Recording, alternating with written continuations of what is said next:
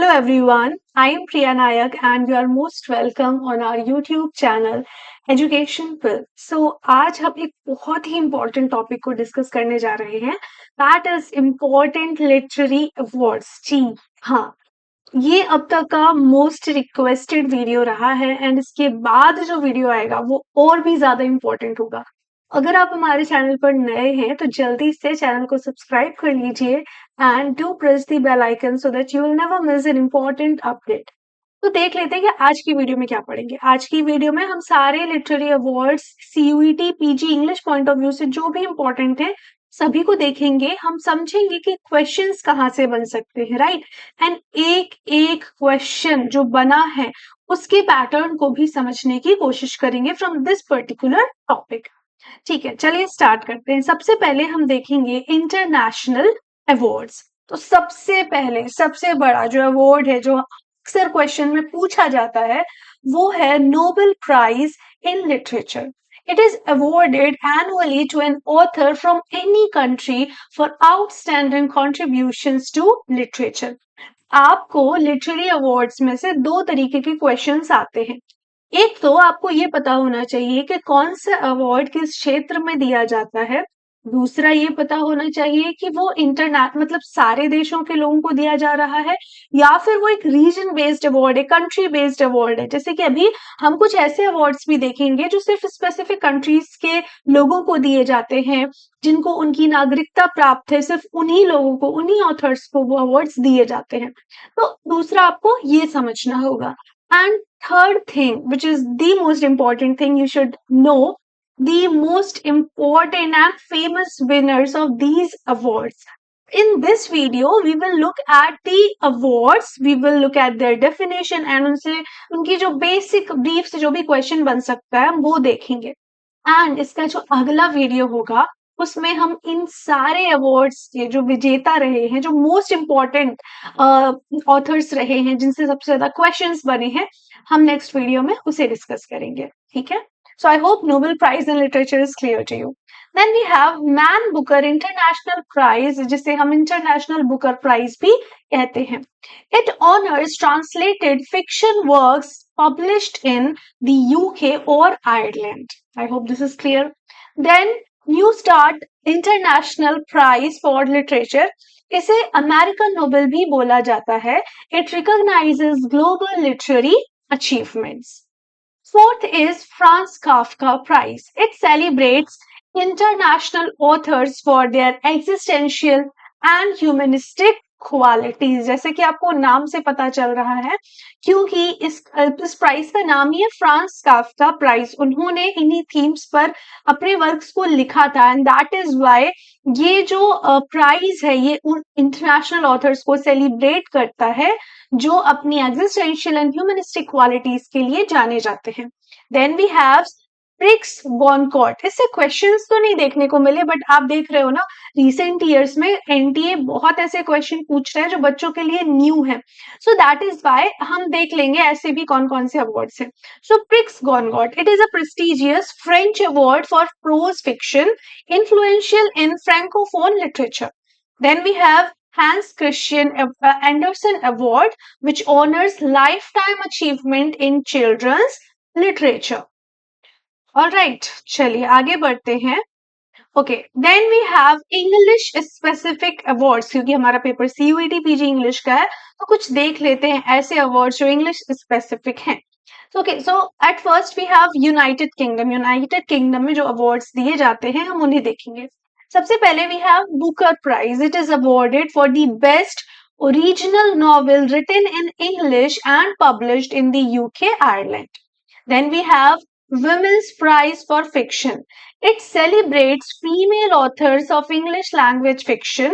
Formerly Orange और Bailey's Prize भी इसे कहा जाता था। ठीक है, अभी इसे Women's Prize for Fiction कहते हैं। Then T.S. Eliot Prize. It is awarded for poetry collection published in the UK or Ireland. अब हम क्या देख रहे हैं, कंट्री वाइज हम देख रहे हैं या रीजन वाइज हम अवार्ड्स को देखने जा रहे हैं। हमने यूके देख लिया, अब हम देखेंगे United states.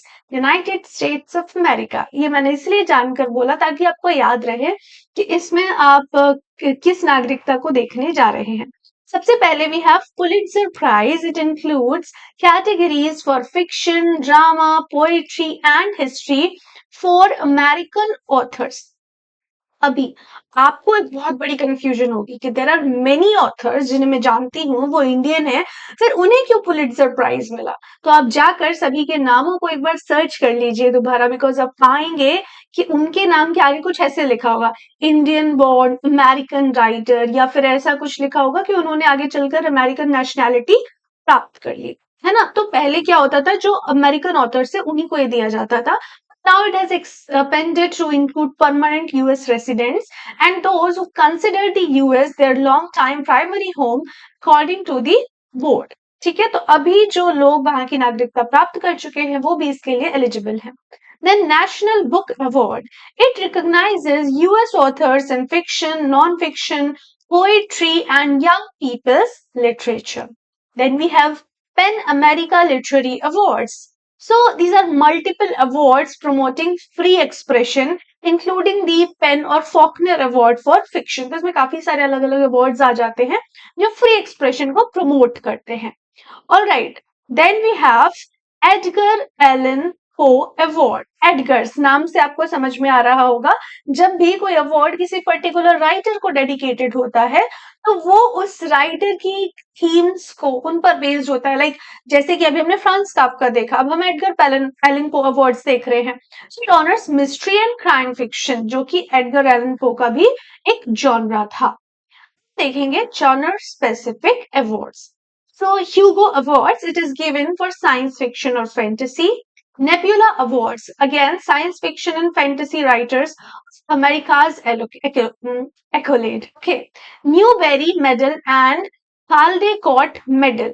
It is children's literature. It is for children's literature. Caldecott for picture books. ठीक है, यूएस। आप सिंपली, मैं नहीं चाहती थी कोई भी इंपॉर्टेंट चीज छूटे, इसलिए मैंने सब कुछ ढूंढ ढूंढ के इंक्लूड कर दिया है। बट अभी वीडियो पूरा हो जाने दीजिए and I will tell you clearly कि क्या आपके एग्जाम पॉइंट ऑफ व्यू से जरूरी है। बस कभी कभी होता है ना कि बहुत ही अजीब क्वेश्चन आ गया, means completely out of the box, and उसे पढ़कर आप अंदाजा नहीं लगा पाते कि आंसर होना क्या चाहिए। So that is the only reason I have included all the important awards, ताकि हम एक बार डिस्कस कर ले and by the end of this video we will also look कि आपको जरूरत किस किस को रिवाइज करने की है। ठीक है, then Griffin Poetry Prize, it honors Canadian and international poetry. देख लेते हैं हम इंडियन लिटरेरी अवार्ड्स। अगर इंटरनेशनल के बाद में कहूं जिनसे सबसे ज्यादा क्वेश्चंस पूछे जाने के चांसेस हैं, तो वो है हमारे इंडियन लिटरेरी अवार्ड्स। सबसे पहले we have Sahitya academy award. It is India's highest literary honour and it is given in 24 languages including English। और यही से स्टार्ट होती है सबसे बड़ी debate. So the debate is that कि Wikipedia कहता है कि it is given in 22 languages, and earlier also when I taught this question, I guess last year, तो many students told me and sent me messages कि ma'am 22 languages should be the right answer of this question। But मैं आपको ये बताना चाहूंगी कि it is given in 24 languages, and आप इसके लिए चाहें तो एक काम कर सकते हैं, साहित्य अकेडमी अवार्ड की जो ऑफिशियल वेबसाइट है उसे चेकआउट कर लीजिए, बिकॉज मैंने वहीं से फैक्ट चेक करने के बाद इसे यहाँ पर इंक्लूड किया है। Because you know at some point I also got confuse कि विकीपीडिया पर 22 क्यों लिखा है, एंड फिर अलग अलग वेबसाइट पर अलग अलग लिखा था, कहीं कहीं 23 भी लिखा हुआ था। So that is the reason कि मैंने सोचा कि ओरिजिनल वेबसाइट से ही चेक करना is the best thing, and वहां पर it says 24 languages.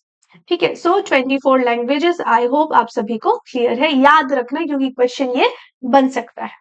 Then Gyanpith Award. It is prestigious Indian award for contributions to literature that is recognized in Indian languages. ठीक है, फिर Hindu literary prize. It recognizes outstanding English language works from India. नाम से पता चल रहा है the Hindu, so yes, you thought it right. ये एक्चुअली हिंदू ग्रुप के द्वारा दिया जाता है। देख लेते हैं कुछ लाइफ टाइम अचीवमेंट अवार्ड्स। सबसे पहले we have Jerusalem prize for writers addressing human freedom in society.